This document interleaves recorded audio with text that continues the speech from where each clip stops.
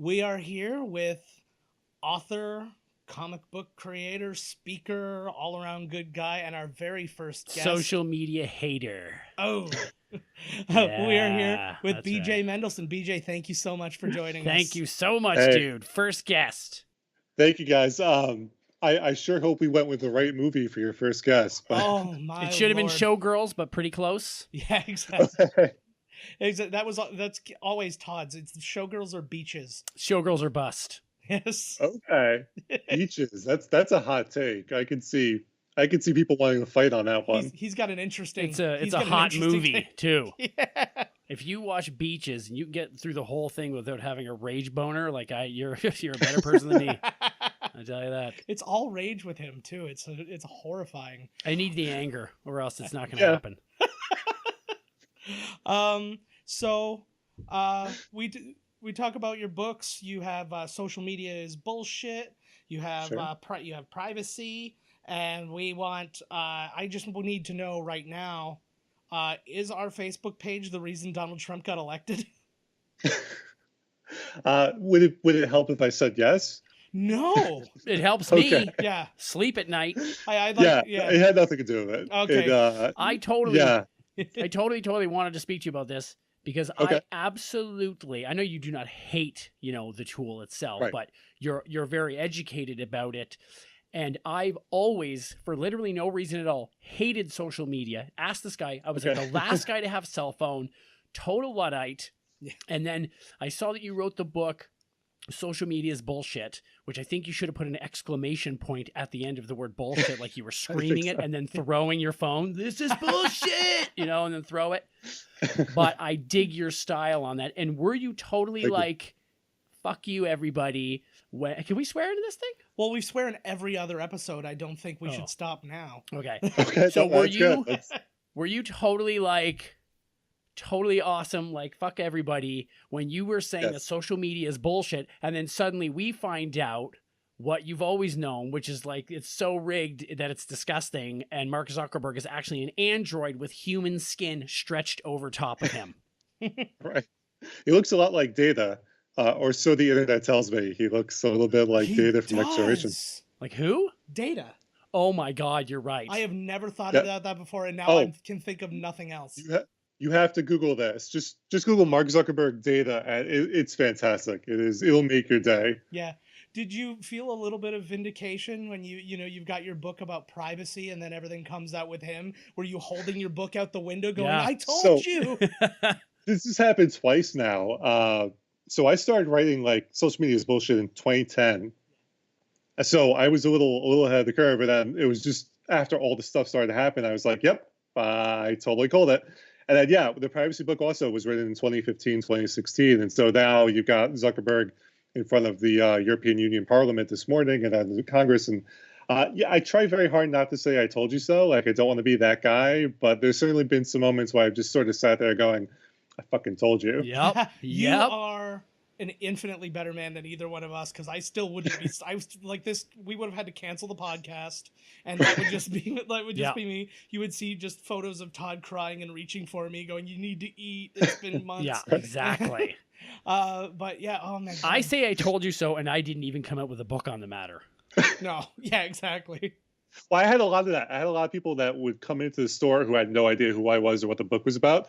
And they would look at the title and they would hold up the book over their head proudly and then circle around the store. Nice. So that's happened a few times. So yeah, there's been a number of people who've thought that way. Well, it's like that Sally Field Union moment, right? The strike moment. It's like this Yes. is it's They walk in with Dianetics, throw it on the ground in a rage, pick your book up and hold it high. exactly.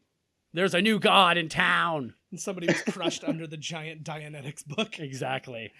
What was your motivation to write, especially the second book? So you've got the first book out. Right. Was it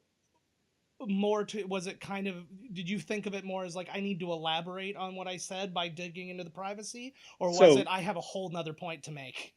There's a book sandwiched between the two of them that Ghost wrote for like this tech company executive. It'll probably never see the light of day, but basically it was about if you dangle billions of dollars in front of 18, 19, 20-year-olds they're going to do some really shitty stuff to get that $1 billion. And it's hard, it's hard to fault them, right? So that's really where the privacy stuff came from. Is as I was going through that book and doing the research, I was like, okay, well, the first thing that goes out the window is your data, because you have no idea what the fuck is going on with it to begin with. So all of these kids are gobbling it up and using it. My favorite example, there's a company. Do you guys watch Shark Tank? Yeah. I have watched Shark Tank. Okay, I'm not a fan of Shark Tank for this reason. These guys were on Shark Tank. I know them personally, and they came on and they're like, "Oh, we're just a humble little startup, and we." I can't say their name because I'm going to get into a world of shit. Okay, but I'll the say story. their names. No, you Send it to me over text. Yes, I can definitely do that. So the story they told was complete bullshit. What they actually did was they broke into the student directory for a lot of colleges in the Midwest, and they downloaded all of the emails and just spammed the shit out of all of those college students. And that's actually how they grew. And so that's really what the book was about. And that led to the privacy book, where I was like, they're not alone. Like, everyone is doing this. So, like, the thing I tell people is that Cambridge Analytica thing is, as frightening as it might be, they were not alone. And there was that was a common practice between 2014 and 2017. Well, it's like everything, too. It's just even when you go on Facebook and the thing you checked out on Amazon but didn't buy is now sitting in front of your face, and you close your drapes and hide under the table. And or when you say something, you have a conversation about something, you didn't look it up, and then the next time you go on in your news feed on your phone is like that issue. Yeah, what's scary about that? Is that a real thing? Is that, I swear that happened to me after they said it. No, but so the theory is that, like, Facebook can do it. If they publicly say they can't, they can.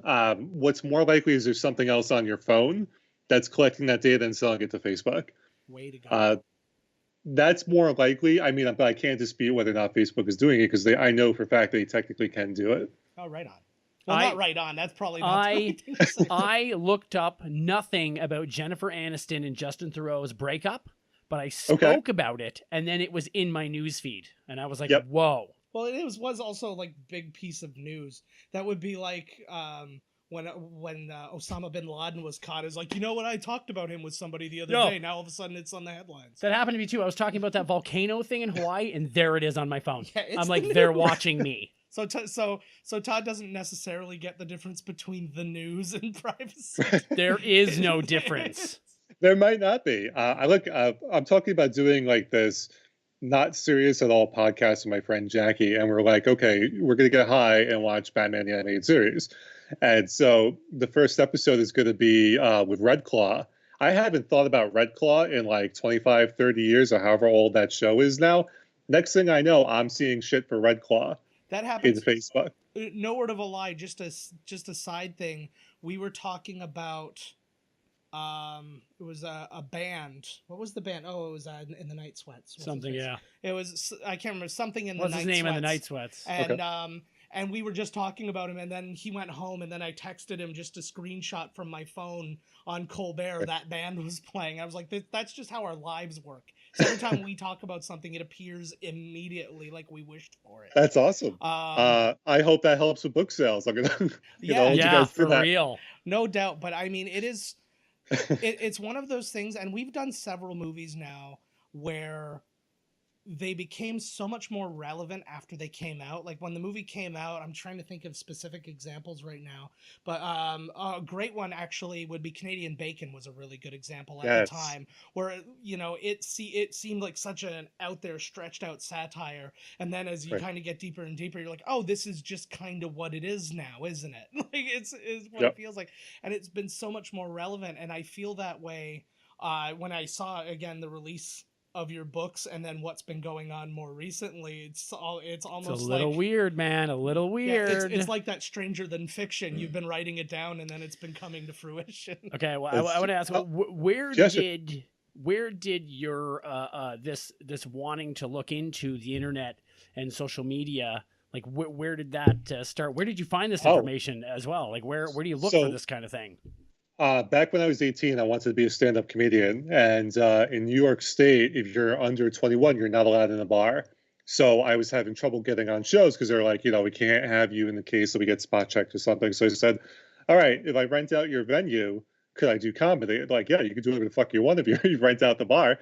So I did 55 of those shows up and down the East Coast where I was doing comedy and working with bands, and I had no other money beyond what I was paying to rent out the place. So I was entirely dependent on the internet to promote those shows. So like really early on, 1998, 99, I was using like GeoCities and Friendster and MySpace and Facebook back when it worked, and all the different platforms just to see if I can get a little bit of an edge in terms of drawing people out. So that led to like Sprint and Ogilvy and Mather and Sears back when Sears was a thing, coming to me for like consulting work to do advertising on the internet. And Like that's sort of where Sears? all this happened.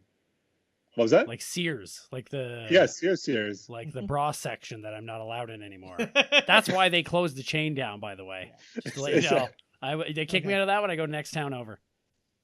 That's crazy. So you basically, you kind of, you've now circumvented all of that, and like, what were your biggest findings? Like, so you've done all of that, and it was like, how does that come out in the end? So now you've done your shows, and so the big thing was I found, and I found this again throughout.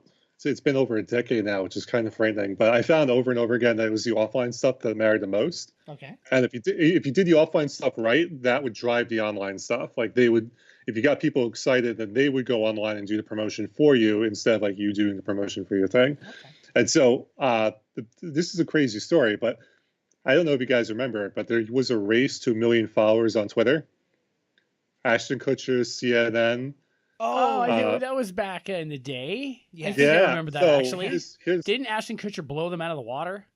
No, there was a lot of shady shit with that. But here's the thing: it was Ashton Kutcher, CNN, Oprah, and then me. Oh.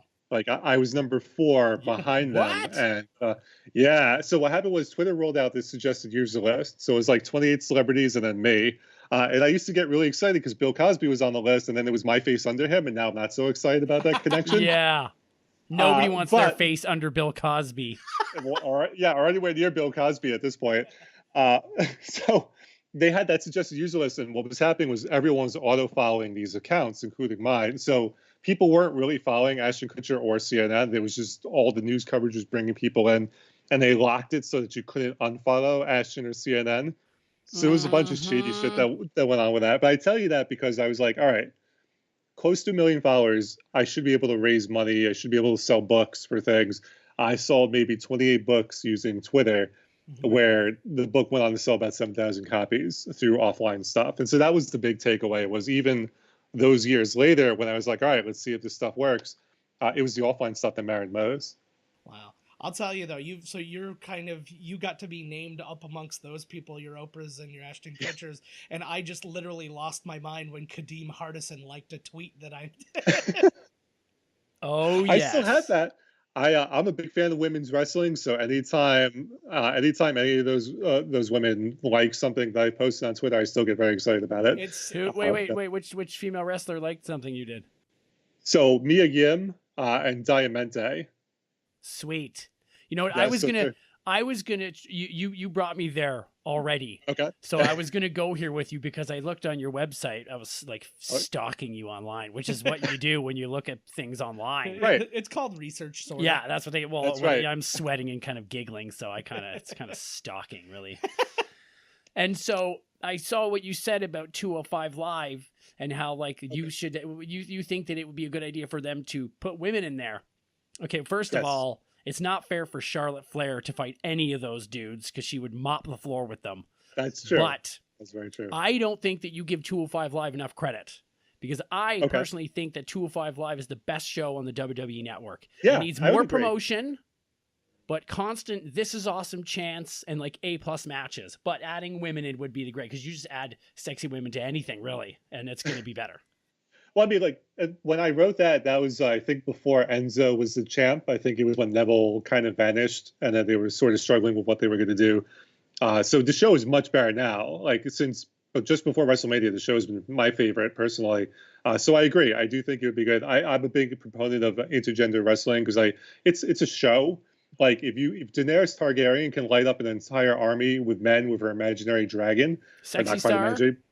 Yeah, Sexy Well, Star. yeah, Sexy Star is the actual legit champ over in wherever that one is. Yeah, Lucha Underground. New Japan or Lucha, that's right. They have intergender matches all the time in the other companies. Right. So why I don't know. It's probably like you said. It's probably the old white dudes in the office are probably gonna have a heart attack. Yeah. They're probably still not over that we're letting them wrestle. Is she gonna take her boobs out? No. Oh my god. Well, that's used to be what upset Vince McMahon. Yeah. They're not going to take their boobs out. Well, forget it Right. then.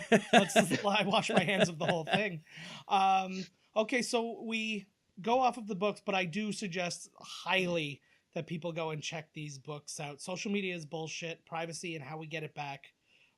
Just it's especially now more than ever. Get the hell off your Facebook and go check out this book. Yeah, for real. Everybody should get off Facebook. Wait, this sounds like you're winding down or something.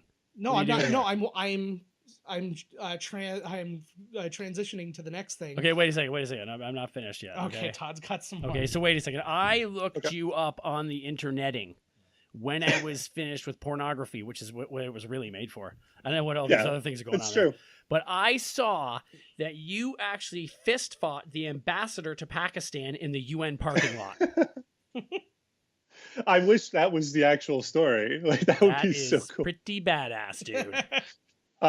Yeah, no, I was a substitute teacher in a pretty rough city, and so I got along with those kids. I love those kids, but my tactics was basically to keep them in line through like scare tactics. So what I would do is I took this idea from my dad, who was a teacher in the Bronx for like 40 years. There is nothing scarier to a kid than having to tell their mom why they're interrupting their mom's workday because of their misbehavior. Yeah. And so there used to be a phone in the front of the classroom. I'd be like, all right, if you act up, I'm going to make you sit in the front of the classroom. And if you act up again, you're going to actually dial this phone and call your mom. I'm going to get the number from the office, and you're going to have to explain in front of the entire class why you're being a dick. And so 9 times out of 10, that worked beautifully. That kept them under control, but it became that they were afraid of me. And so this one girl named Boutique, she kind of cornered me, and she's like, Mr. Mendelson, I ain't afraid of you. I'm going to beat you up after school. Ooh. I said, okay, I'll see you in the parking lot. And the kids go, oh! So that's why I tell people I was challenged to a fight by an 8th grader. I did debate the ambassador of Pakistan at the United Nations, but he didn't challenge me to a fight, although he probably should have. That would have been way more entertaining than like the actual debate, because he would just talk in circles and you'd be like, make a fucking point. And he would be like, oh, the sun and the moon in ancient Babylon. It's like, holy shit, there's another hour of this. Nothing more frustrating than seeing that, too, because then you could say, I'm not making a point. And you're like, no, you're just not smart enough to get. No, I am. That's the problem. Yeah. No, they just talk around in circles like politicians. But you were at the UN, though.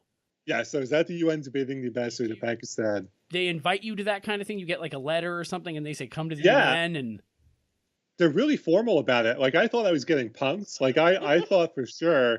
The email came in, and I was like, "Fuck you! This is not this is not the United Nations." I sat on it for like 2 weeks, and finally, I'm like, I checked. I texted all my friends. It's like, "Hey, did you send me this thing from the United Nations?" Like, no. What thing? So I did text them, and it was real. And then they like had like a whole thing. There was like a formal letter that came in the mail, and then they went down there and they had like a formal thing to greet everybody at the door. So it was kind of overwhelming, because that was my first speaking engagement for Social Media is Bullshit. Wow. So like right out of the gate, I was at the United Nations swinging for the fences. Yeah. That is wonderful. No disrespect, but I'm coming out with a book called The Internet is Hooey. It's 75% cheaper than your book. It's for kids, so and it's like a pop-up. It's like a pop-up thing. Yeah. So it's just a little friendly competition, bro. Don't you know? That's great. Oh. And I'll come to someone's house and tell them the internet sucks for pretty much a free lunch. I did that for years. So to me, it's like, all right. I was like, all right, I'm past the stage. I had heart surgery. I almost died from a heart attack in Wales. I was like, all right, I can only do like 12 of these a year. Yeah. So the only way to do it is to charge. And so that's the only reason why I do it. But for years, I was like, I'm totally just being a dick. That's my job. It's fine. But by way of comparison, like those guys in that space usually make like $200,000 per presentation. Oh, yeah. Which is insane to me. Like, I can't imagine paying anyone that kind of money for one presentation. Yeah. Well, I always saw that. I remember the big stories. I think it was after Clinton was done, where they were saying, "Oh, he's making like $5 million per Yeah. engagement," and I'm like, "Oh, so I just need to become the president of the United States. I got a few hurdles to get over being Canadian, but other than that, Oh, you can get in there. they'll figure it out." Although Schwarzenegger Martin almost Van did it. Buren was apparently Canadian. Who was this? Martin Van Buren was allegedly not an American citizen, Oh my and God. he was said to be Canadian. So it's very possible that hurdle wasn't there. I've always told people Martin Van Buren was going to be my in. I just didn't know how. No. You can be from somewhere else and still be the first lady. Look at Melania. You could be the Melania? first man. You'll be the first gay lady man. Todd purposefully mispronounces names just to make me upset. I just want to put you. Okay. Put that Okay. If Donald Trump can't spell his own wife's name correctly, why do I have to pronounce it correctly? That's true. That is completely Fair enough. true. Okay, but yeah, so we jump off the books now, and I want to talk to you about Vengeance Nevada. I read the first issue today. Okay. And it was fantastic. I liked it too. To not spoil anything, because I do think people should go out and check this thing out. But I'm hooked right away when I get a Star Wars reference and something that's not Star Wars. So There's one in each issue. Yeah. Oh, perfect. So it's almost like you knew I was your audience. Again, probably the social media. When I was farting around on your website, I knew when I saw Rockbiter from the Neverending Story and I saw the wrestling, I was like, this guy's right at my alley. He hates social media. I'm like, this guy is probably my illegitimate brother or something.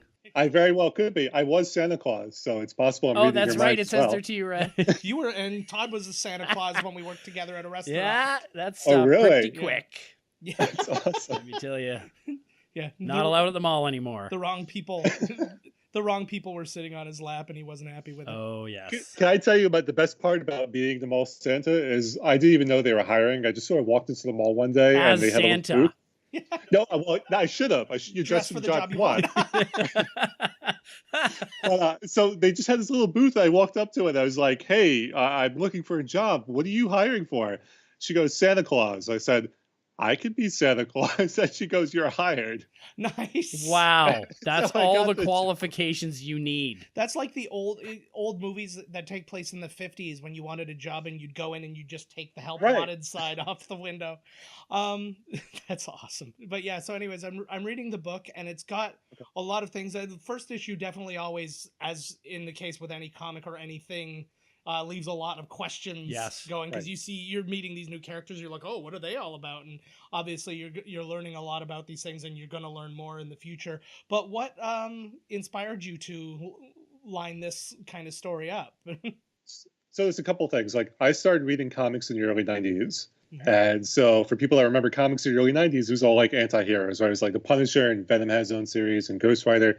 And I always loved Ghost Rider. He's my Twitter cover photo, but Ghost Rider is really fucking boring. So much so that, like, at the height of his popularity, they had the Infinity Gauntlet crossover, and Ghost Rider is nowhere to be found because the writers didn't know what to do with him. Like, he was just too powerful. So, like, we're going to pretend he doesn't exist. So it started with a challenge. It was like, okay, can I make Ghost Rider interesting? So that was the first thing. The second thing, I'm a huge fan of the Venture Brothers. Oh my God, me too.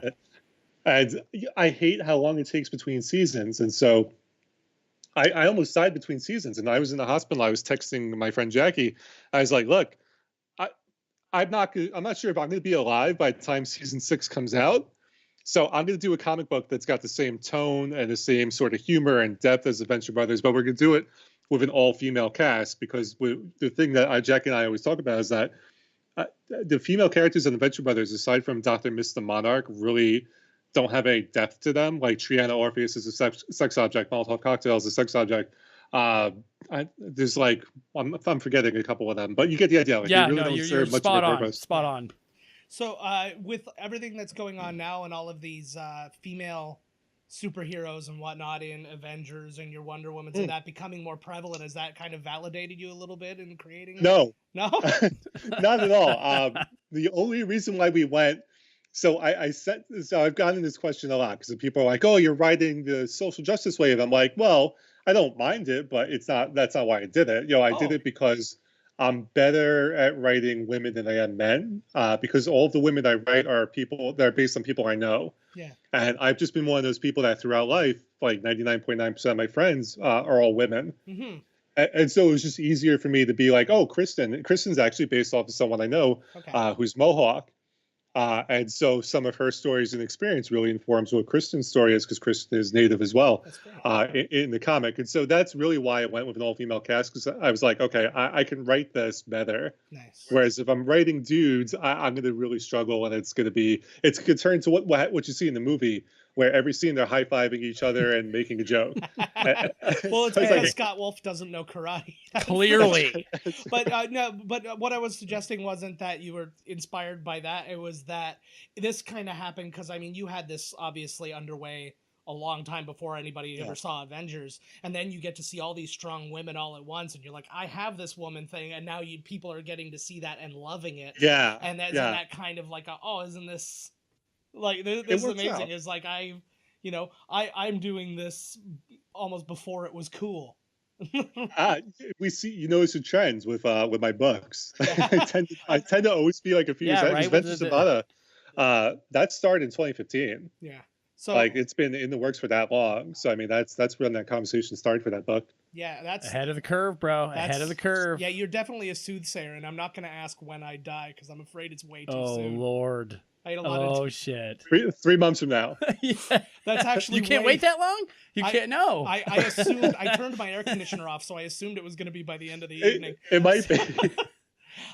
That's amazing though. But I really liked the art in this thing. I dug that it was black and white too. I really liked it. But the highlights of color and stuff, it draws your attention to that one thing as you're reading through, and you just get this one little bit, and it's just like, I bring my eye over here. I really, really enjoyed I really enjoyed it. I'll be honest, I don't read a lot of comics. The first comic I read in ages was a compendium of Star Wars Empire comics. What a surprise. I know, that's all me. And Very again, cool. and I was like, but in preparation for the interview, I was like, I got to check this thing out, and I was going through it, and I've read it 2.5 times since I got it this afternoon. That's perfect. And it was really, really cool, and I'm looking forward to seeing what happens with the rest of it. Well, that's how it's designed too. I like that you said that, because my problem with comics today is that they explain everything to you. There's a lot of hand holding, and there's no depth to it. You spend $5 for a comic and you're done in like 10 minutes, and then you just move on to the next thing. You can read it at least 3 different times and still catch things. Like the ending to the series is actually in the first issue. Yeah. Hidden away in there. Yeah, I did stuff like that. But I didn't want to say anything. Oh, you did not. Whatever. No, it was just kind of like I got to a point and I was like, who's this person talking to? Again, I don't want to spoil anything, obviously, right. But it's kind of like, what's happening here? And I'm like, this must be a big flash forward. So I was just kind of like, yeah, it was really cool, and it made me feel. It was definitely really smartly written, because it made me feel like, am I missing something? But indeed, it was just because it was leaving those questions, and then that's what I realized. It's like, it's like the beginning of a TV show or anything. You're not supposed to have the answers. That's exactly what I was going to say. Like when you watch Westworld or one of these shows, and you're like, man, but then as the episodes go on, they explain themselves, like what Lost was supposed to be. Yeah, but turned out to be Right. absolutely nothing.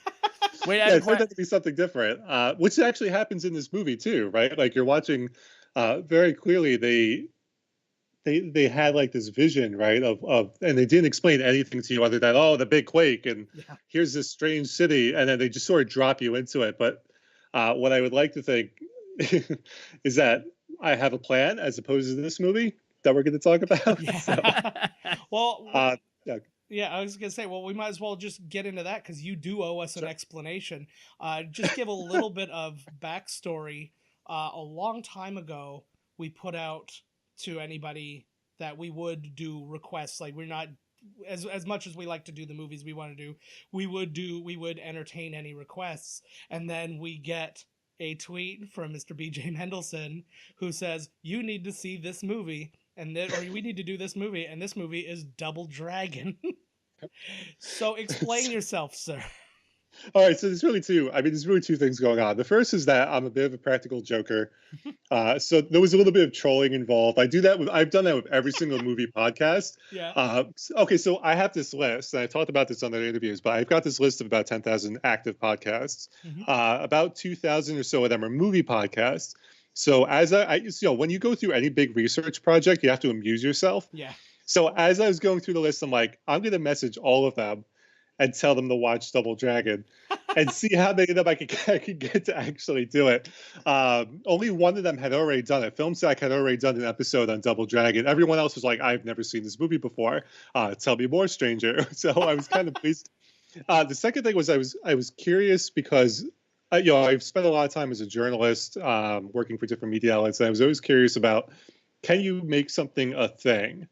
Like, can I make Double Dragon? Can I make Fetch happen? Can I make Double Dragon a thing? And so I was curious to see what would happen if I got as many of the movie podcasts as I could to talk about Double Dragon, because it's perfect for the 90s nostalgia wave that's happening right now. Yeah. So I was like, all right, if I can get all of them to talk about, will this become a thing? Or are we going to talk about, will we see articles about it? Like Face Off last year had its 20th anniversary. Mm-hmm. And so there was like this wave of nostalgia for Face Off. I'm like, what if we could do that for Double Dragon?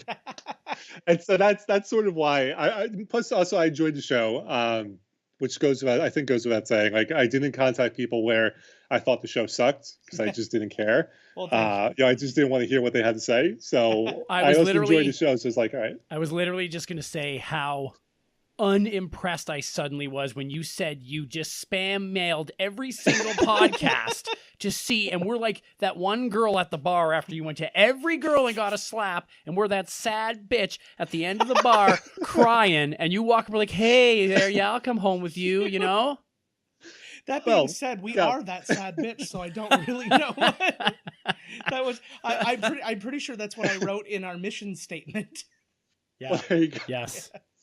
No, to me, it was important, like that the shows are something I actually listen to. So I do actually listen to all the shows that I was like, I will pitch them. Nice. Like, it's worth actually going on and spending an hour or two to talk about, as opposed to suffering through it. Because there's been like some really bad podcast interviews that I've done, but so I thought it was important to actually like the material and content. Well, we appreciate that, and we were blown away because we have put things out to people before, and it's kind of like you said, you can put it out to so many people and get virtually nothing back, and that's happened. We actually had one contest where we were just giving away ketchup chips because we're Canadian, and we're like, we'll mail ketchup chips to anybody who doesn't live in our country.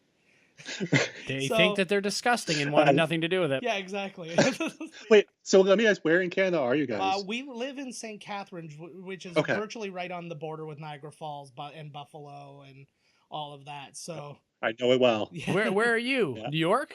So right now I'm just out in New York City, but I wrote the privacy book on the campus of the University of Buffalo. Oh, right on. Yeah, so I was right over there. Then I did my undergrad at SUNY Potsdam, which is about a half hour from Kingston, Ontario. Oh, nice. Yeah, so I know Ontario at least pretty well. So I'm always excited when I hear people are from Canada, because I'm like, please let me into your wonderful country. No.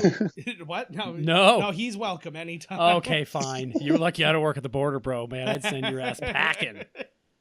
You know what's great, though? Like, I don't know if you guys have had this experience crossing the border, but I found that so I had a thing with the CBC, and I was late. Like, I was way late, and I had to make it to the studio in Ottawa from Potsdam. So I was speeding, and I got to the U.S. border part, and they had like no sense of humor, and they're like, "Oh, what's the big hurry?" And I was like, "Oh, I got to do this interview on the CBC." He's like, "Oh, fuck you! I'm gonna go through all the paces and make you, check all the boxes and do all the immigration stuff." So I get to the other side of the bridge, and there's the Canadian Royal Mounties. Yeah. Well, we have them, yes, but it's the ones who were just working at the border. Yes. They're just border patrol. So the border patrol guy, I was like, "Oh my God, I'm so sorry. I gotta go up to Ottawa." And he's like, "Oh, where are you going, eh?" And I said, "I'm gonna be on the CBC. I'm gonna do the Spark with Nora, whatever her name is." Yeah, he's like, "Oh, I was listening to that show. Have a great day." And he just let me go. Nice.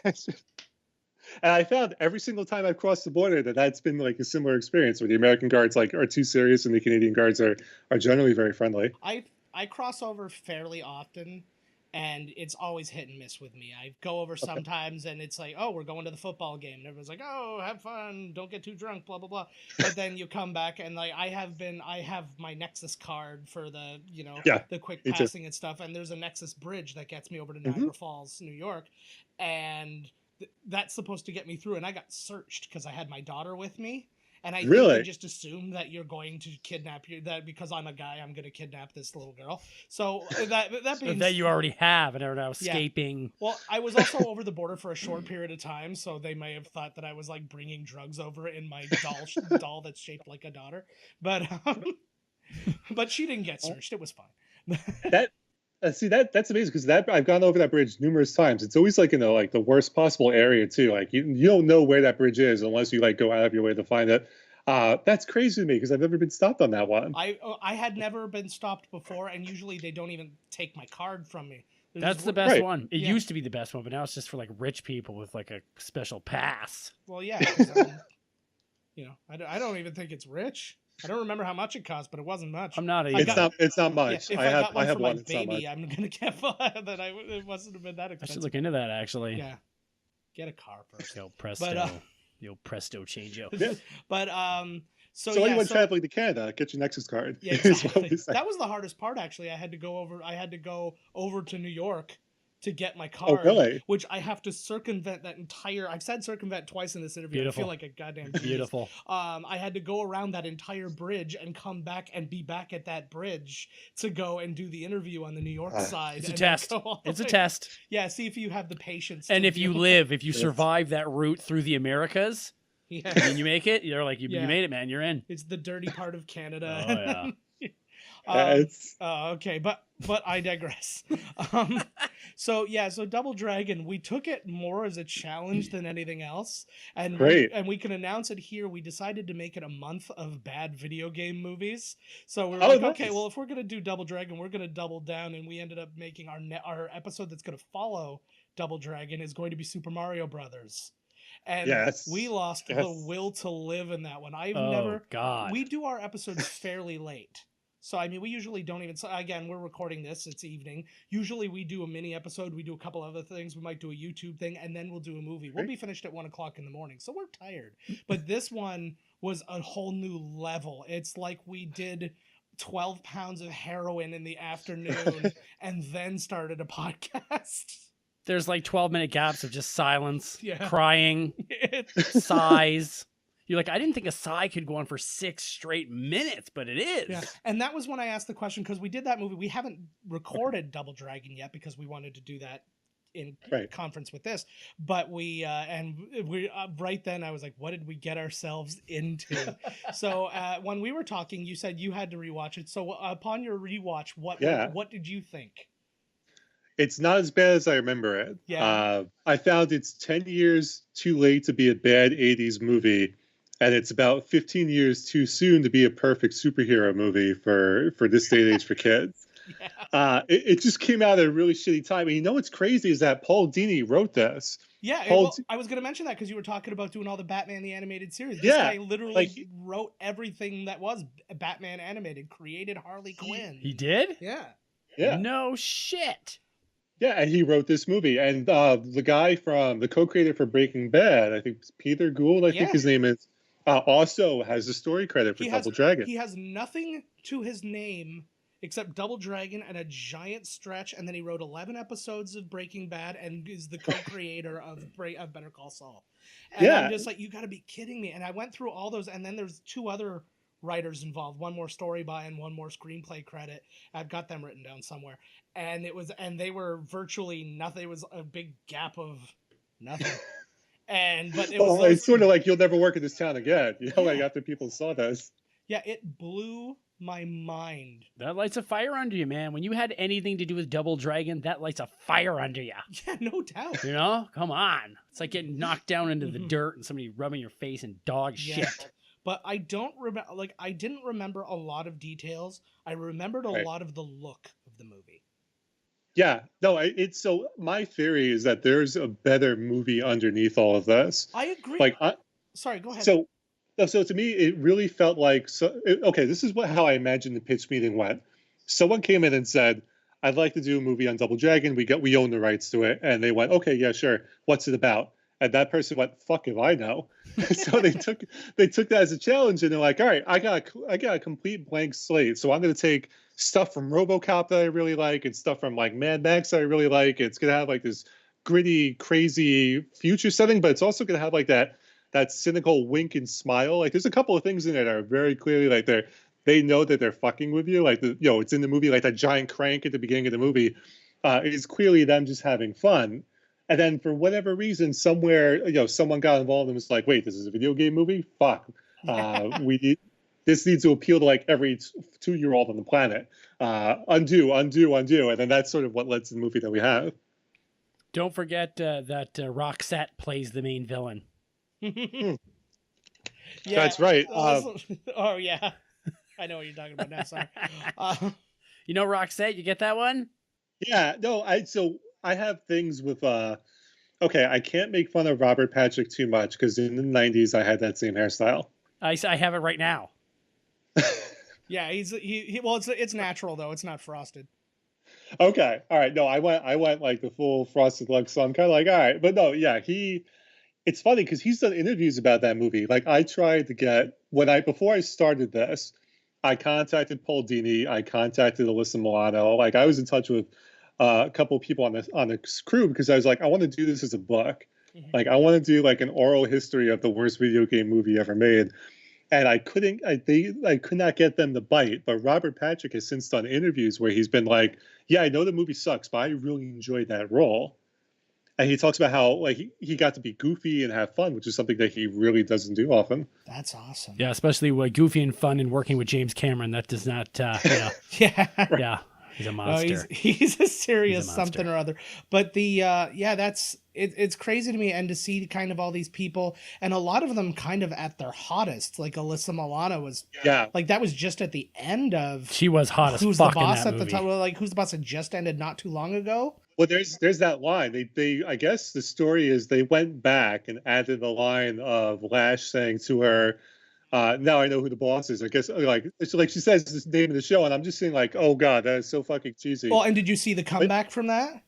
Because she gets the girl and she ties her up, and I guess we'll talk about this in the scene as well. Yeah. But she ties her up and then says, "Generally, I put people in the hospital," and that girl was from General Hospital. My god!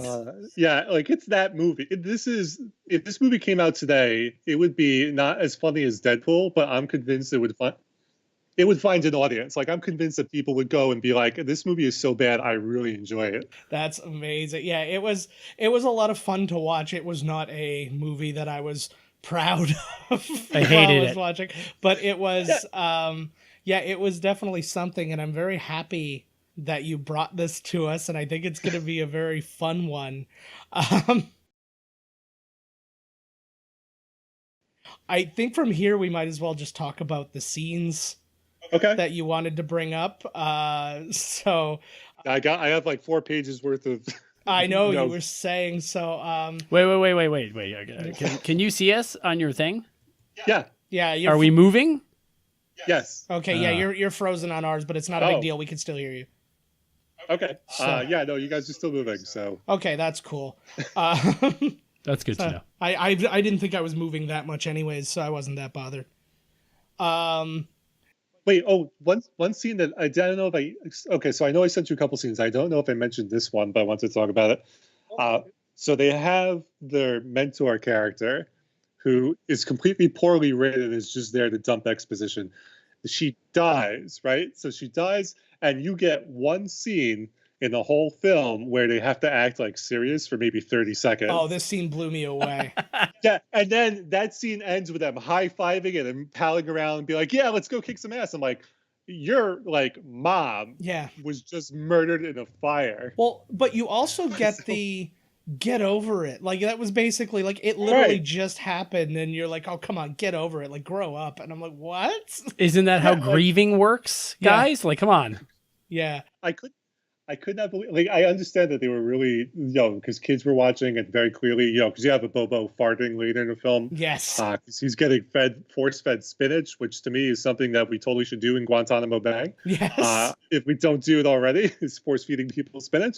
Yeah. But yeah, like, I know that they had to move past it because it was someone dying, but still, like, the movie doesn't stop at any point and take itself seriously, which sounds kind of ridiculous, but it's not a comedy. Like, it's not billed as a comedy. So you kind of have to have these stakes. And there's no point where Billy and Jimmy aren't high-fiving and cracking some really bad joke. Like, even that scene lasts all of 30 seconds before they're right back to it. Absolutely. And actually, and to the point of that too, it's, they're so afraid of it that you can see them dive away from it. It's getting serious. It's Right. getting serious. And it's like when you have like two guys having like a real moment together and it's like, oh, I'm not gay or anything. It's like, well, no, Right. nobody was saying you were. Like, just have a moment, be a human being for a minute. No. Yeah. No, okay, listen, okay. Sometimes a funeral is pulled off so flawlessly Yeah. that there is joy and there are high fives. Yeah. True. Yeah. This is true. When the pyro goes off exactly when you wanted it to. Exactly. I There was a understand. couple of things in this film though. Like, did you catch the line where he says, "Oh, run, you little tontos"? Yeah. Yeah, like that seemed weirdly offensive to me. I know, It's it just- does actually sound really It was offensive. like the. And I don't. Oh, go ahead. Well, I was going to say, well, you know, it was the 80s, but it wasn't the 80s. It was the No, it 90s. wasn't. Like, it was just, it's one of those things because we have on the show, almost all of the movies we've done have been from the mid 80s, and all of them are the most, like, movies that we hold in the highest esteem in our hearts. Of, like, you know, we did like Revenge of the Nerds, and we're like, we love that movie. And you're like, okay, it's a homophobic, racist movie that features a rape. Like, it's, Yeah. it's, I've never heard it put that way, but that's brilliant. yeah, it was, the episode title was "If Bill Cosby Was a College." Like, it was Like literally was a college. yeah, it was horrifying. Like, you break it down, into three things. You break it down to the only reason that Lamar is considered a nerd is either because he's the only black person in the movie, Or he's gay. or because he's gay, and then. And then you have like other like comments about it, like the javelin for his limp-wristed throwing style is precisely what they say. And then Robert Carradine has sex with the girl with his fake Darth Vader mask, so they didn't get sued by Lucasfilm. And then it was totally forgiven by the girl who did not want him Because he was so good at eating it. pussy that she forgot all about the rape part of it. Yeah. I need to go back and watch this now. Like this. I just changed your book, didn't I? Yeah, no, he just blew my mind. You just Like, changed I his hadn't seen life. that film in years. I'm like, It's really holy shit, these are all- email me when you've watched it because it's something. Although I ruin things for people like that because I also pointed out that the Christmas song "Baby It's Cold Outside" is about a date rape. Yeah, okay, so I've seen this. I've seen this discussion on the web. So here's the the counter argument that I've seen, and I'm not saying I agree with it, is that back then it was unladylike to go home and ungentlemanlike to like send them on their way. So I don't know if I totally buy that, but I've seen that argument where some people will say that it's very date rapey, and then there's the other where, you know, it was the 40s. People forget that it used to be boarding houses for women, and they weren't allowed to come in after a certain hour. Like you had curfew. Like you watch Agent Carter, at one point in the show, I think during the second season, she's living in one of those homes. I actually do recall this. Yes. So I don't, yeah, I mean, it's one of those things, like there's a bunch of stuff in this film where like very clearly Alyssa Milano is there to be a sex object. Yeah. It's progressive in the sense that she's not a damsel in distress, which I do like. Yes. But you know, there are scenes where they just stop the entire movie just to stare at her ass. Uh-huh. It's like, all right, guys, look, I get it. She is beautiful, but Again, it's all because Scott Wolf can't do karate. It was everything. My answer to literally everything. It's like, why are they doing that? Oh, it's because if not, Scott Wolf would have to kick above his knee, and that's not going to occur. Don't you think that Alyssa Milano in this movie looks like the guy from Hackers? I've never thought about that. Well, neither had I till he said it, and he's ruined Alyssa Milano for me. No, I would totally sleep with both, so I'm okay with that. I like that. That's great. Yeah, Well, and then he even then mentioned Angelina Jolie, and I'm like, I think her and the guy from Hackers are pretty interchangeable because Yeah. they're both the stars of Hackers. Yeah. You ever seen pictures of Angelina Jolie making out with her brother? Like, you don't know which one's which. You're like, what am I looking at here? It's true. This is very true. All right. Okay. So let's just dive now back into the beginning of this movie. Okay. So they do their prologue that has nothing to do with the video game, but gives you at least an idea of what Yes. is going to occur. And Super Mario Brothers had a very similar one where they were like, once upon a time, there were the dinosaurs. And like, it's just all these different things that I'm like, but you could explain the video game essentially, go, this is kind of what world we're in, but this is what we're on a different adventure. And then you can basically forgive everything from there. But instead, they just tell a story that almost has nothing to do with the movie, except the medallion. You know what was my favorite part of that? I don't know if anyone remember. I don't know if you guys remember this. There was a show. There was a syndicated Mortal Kombat TV show. Yes.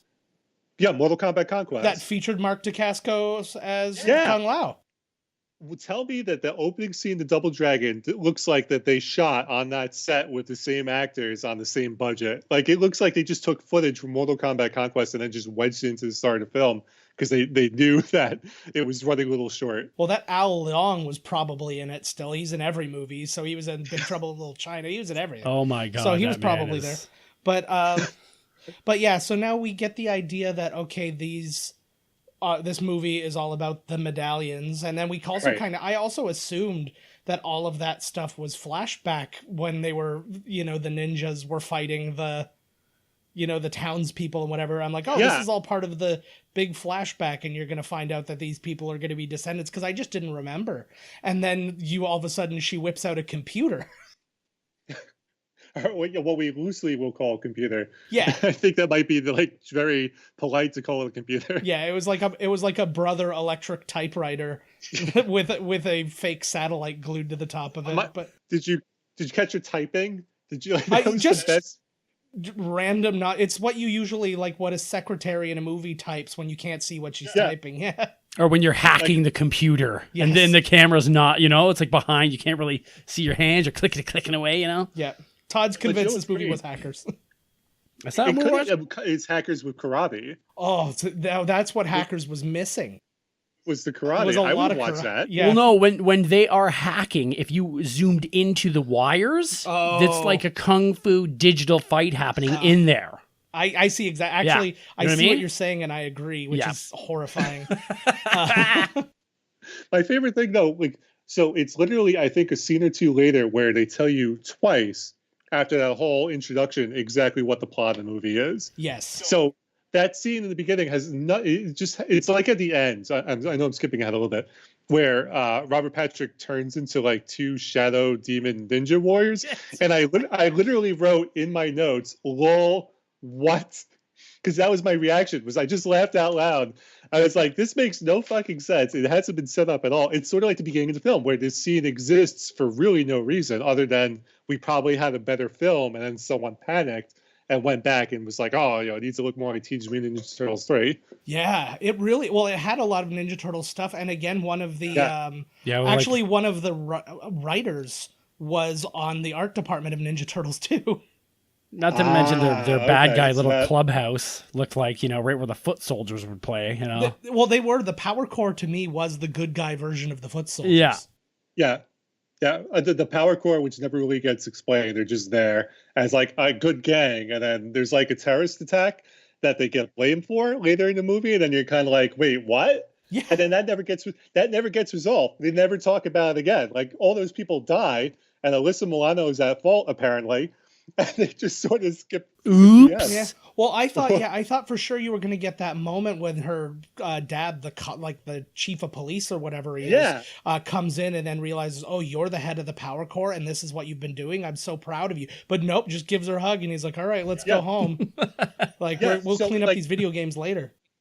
That was the thing that sort of bothered me about her character because she's not the damsel in distress, but she's completely underwritten in the light of everything else. She really has no story arc. She's just there to sort of further the plot and be the sex object. And that really bugged me because you get to the end of the film and it looks like, tell me, okay, I know this is gross, but tell me at the conclusion of this film, if you did not think it was going to end with the brothers tag teaming Alyssa Milano. I know. Well, actually, that's how it felt. What's very funny to me too, because I was researching the video game to try and find what they kept similar to the video game and what they purposefully went different on and things like that. And they Alyssa Milano's name, Marion, is the name of the damsel in distress in thing. But at the end of the video game, if you're playing in the arcade game and player 1 and player 2 are still in the game, you have to fight each other for her. Is that what really? actually happens at the That's- end of the game? Yeah, I don't know. I've never beaten an arcade game in my life, but yeah, apparently that's what happens. And if you tie, you double team her. Probably. Yeah, you do like a weird double dragon high five, which is really just the Eiffel Right. Tower, but it's such a horrifying thing to me, and I honestly thought that was going to happen, and then they have that moment when he gets. You mean with a Bobo in the front seat? Oh no! When although that too, but no, when Mark Dacascos, so Jimmy gets taken over by Robert Patrick's character. And then they have to fight each other, and I'm like, oh, they're like fighting. This is their version of them fighting for the girl. It's, you know what's strange is there's not, after this movie came out, there was a cartoon series. There was, like Double Dragon really exploded in popularity after the movie. Yeah, like the movie sort of just exists as this weird thing, and the cartoon has a lot of like mythology about the dragons and all that. So to me, it's sort of like I wonder if they saw the movie and they were like, "Fuck you, we could do it better," and then went on and did the cartoon, and that's why it exists in the first place. But no, it's just there's a lot of weird stuff in the film that's like that where. I'm convinced maybe that was the intended ending, and maybe that was exactly what was going to happen to Alyssa Milano. Of course it was. Yeah, come on. It's definitely what happened whenever a Bobo crashes the car, and then they all like escape with their lives. Okay, so let me ask you about this. There's this, Bobo actually has more of a character arc than Alyssa Milano does. I don't. Is he the big jacked guy? Yeah, which is hilarious because he can barely move. Like if you just watch him in the film, the poor guy cannot move. I said that to Todd. I was like, we're looking at a guy who they designed him in such a way that he's a much less, like he even talks about being a big guy and having the strength of 10 men without being enhanced and all that. And then they make him so not an effective human being. Like he can barely walk. He has body dysmorphia like Stallone did in Stallone 5. I wrote in my notes that I just started calling him Penis Head. Yeah. Because that's what he looks like. It was, and that's not very nice. Yeah, it's okay. It's not what the guy really looked like, but it blew me away because you see what they look like again in the video game. You've got something to model it after, and I know art directors and all these things, they want to go their own way. They don't, if they follow source material to the letter, then they didn't really do much of a job. And I kind of understand everybody wants to be creative, great, but what, like, they gave him trap muscles that were like higher than his head, almost like his head was framed in extra muscles. It was like Psycho Sid's trap muscles back in the day. Did you guys think, and I spoke with Joe about this, that big jacked up dude looks like the crazy jacked up dude where Ben Savage goes under his bed? Fred Savage. And Fred Savage. Do you ever see the movie Little Monsters? Yes. Yeah, he's the main bad guy if like you change his color. What's his name? The bad guy? I don't know. I really don't remember. It's been probably even longer since I've seen that from when I saw this.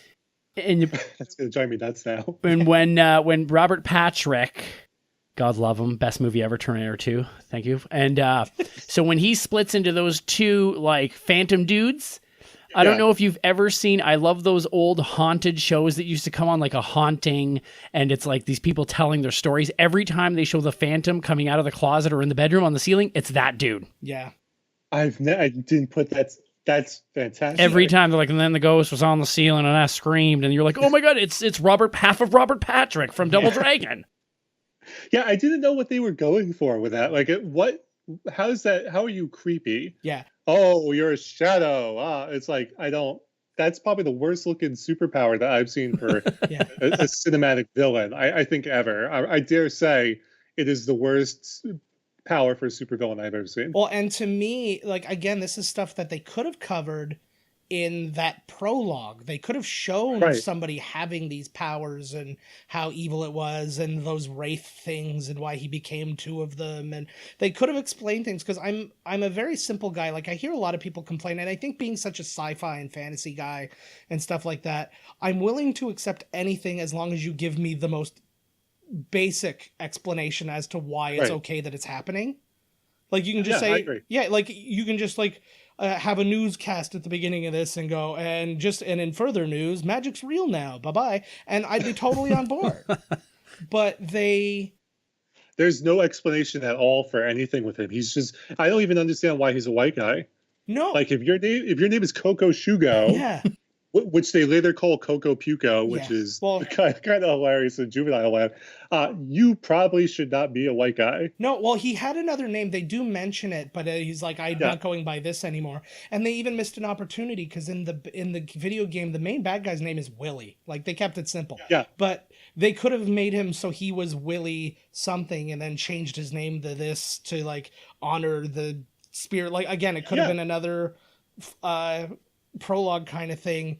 It was just it dealt with some fairly lazy writing. I think that I find a lot when I do the research, and I didn't find anything specifically on this, but you get a lot of bounce back from the studio, and we have very similar for Super Mario Brothers, where the directors had their own vision, and the studio came in and said, "You may not have that vision. You do not have permission to have that vision." And I don't know if that broke it up in this, but yeah, it definitely left a lot to be desired. Yeah, I think that's exactly what happened. Like he must have been better written at some point, and then we just got whatever the studio version was, which is more fart jokes, more, yeah, which is why that Abobo scene is in there. Like I'm convinced that they went back and they're like, this movie needs 10% more fart jokes. Let's have Alyssa Milano force feeding him spinach and farting because that's the thing that we need in the film. Yeah, and while I never disagree that fart jokes are always necessary, but Right. it was definitely something. It was a weird thing. Did anybody get a like kind of a Purge vibe from especially the beginning of the movie? Yeah. So okay, I wrote in my notes like very clearly this LA makes no fucking sense whatsoever. Yes, Like, New Angeles. there is no internal logic to this. There's like it's divided by gangs, and the gangs have the night, and the people have the day, and yet tourists come to the city, and there's a tourist boat, Yeah, which plays in later on, and it's like, wait, what?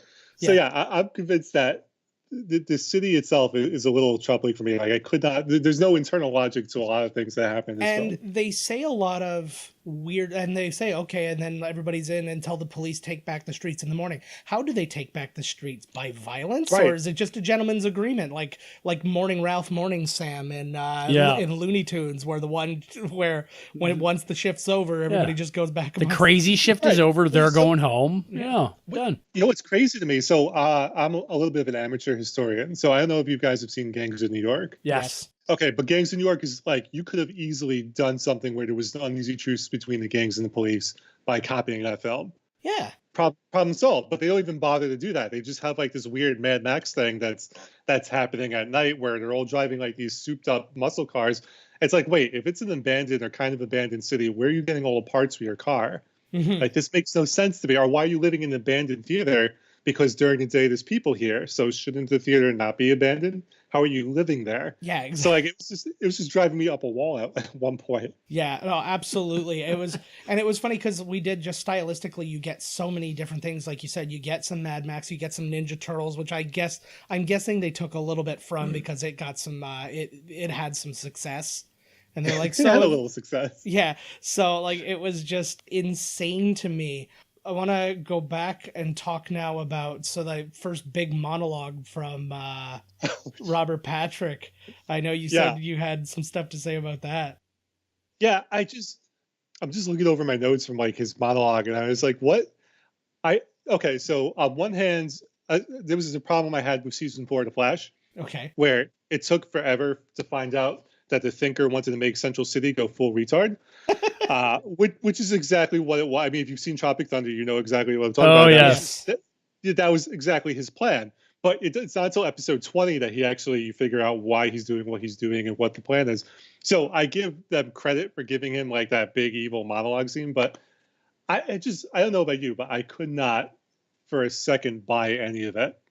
Yeah. I was watching and I'm like, what are you talking about? What if you're so rich? Why do you want to control this city? And if you can control any city, why would you control the shittiest? Yeah. Well, like, what sense does that make? Yeah, and on top of that, if you're so rich, you don't have to worry about literally anything anymore. Yeah. You can just kind of like put up the walls around yourself, and it's like my life is the way I want it to be now, and I can just wash my hands of the rest of these Neanderthals. He's a he big has- spender. He really has no motivation whatsoever. Like it's just he's just there chewing scenery, which is on its own merit fine. But He wasn't chewing it. He was like when an alligator gets something in its mouth and shaking it and like yeah, No. until He pieces was fell off. he was Kirby hoovering it in. You know, guys, this guy has expensive tastes, okay? Yeah. The city is a piece of shit, but he's making money off the fact that it's a piece of shit, okay? Tips don't the frost cops. themselves. The movie told everything perfectly. I don't think you guys were even watching Double Dragon. It's brilliance. I was watching this prequel, Single Dragon. Yes. right. Wait, can you tell me about what was going on with his wardrobe? Because I tend to notice these things, and I was like, okay, clearly someone said not Darth Vader. No, And that was I felt like entire he like memo. was shopping from the Steve Harvey collection, kind of. I think that he was like the future Enzo Amore. Yes, I could. Yeah, you know what? I think this film is way better if you imagine it being about Enzo Yep. Mori trying to take over a shitty Yep. city. Nice. It makes sense him being a dirtbag too then. Oh my god, he I want that movie. I tell you though, because you brought that up in our communications, and I'm sitting there and I did the rewatch, and I'm like, okay, here, like this is clearly the moment, and then it just kind of by the end of it, I was just kind of sunken, and I'm like, oh, this is why he had so few lines in Terminator 2. Right. How dare you? No, he was good in Terminator 2 because they kept him to a. He can't form They a lot of limited words. him. He's liquid metal. See, there you go.